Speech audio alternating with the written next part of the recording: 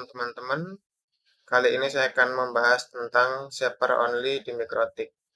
Kalau di Mikrotik itu seperti yang kita ketahui bersama adalah Simple Queue dan Q3 bawaannya sudah melaksanakan tugas shaper dan juga scheduler secara bersamaan. Akan tetapi sebenarnya kita bisa mengatur agar Mikrotik bekerja dengan shaper only tanpa scheduler. Di sini tadi saya sudah melakukan setting ya untuk Mas Diki. Mas Diki ini adalah klien saya, meminta bantuan jasa saya untuk melakukan setting bandwidth. Nah, ada pertanyaan setelah saya setting yaitu itu drop nggak masalah ya Mas. Drop itu yang ini, upload drop dan download drop itu tidak masalah. Ini untuk simple queue ya. Karena simple queue ini saya setting untuk shaper only.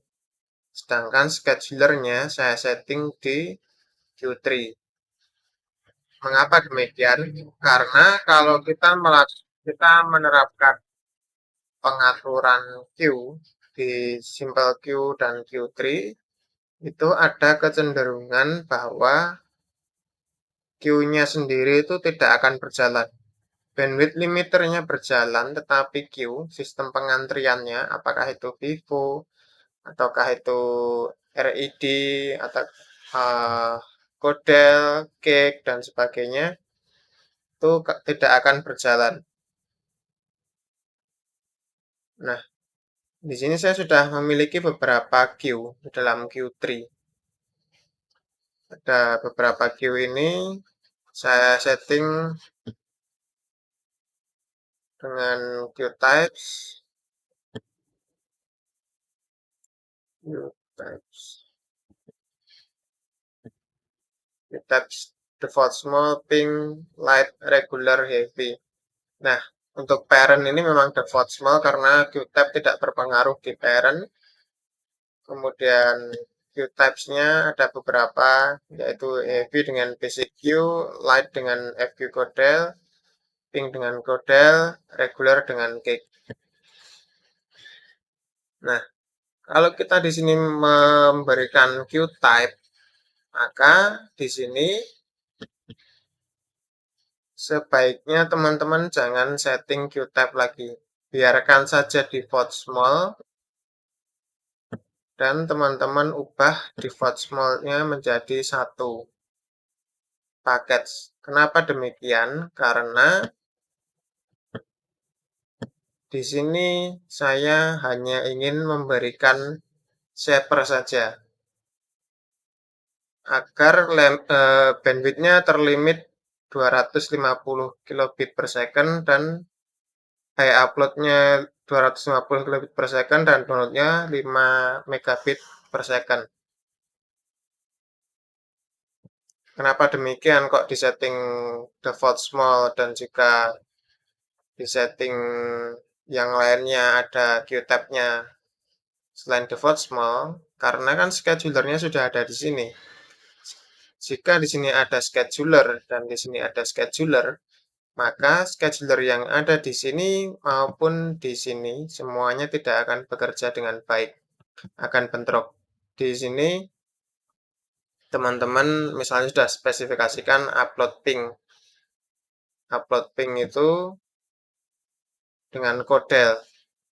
Nah, di sini sudah diantrikan dengan cara Godel. Di sini teman-teman antrikan dengan cara Vivo, itu hasilnya nggak akan bagus.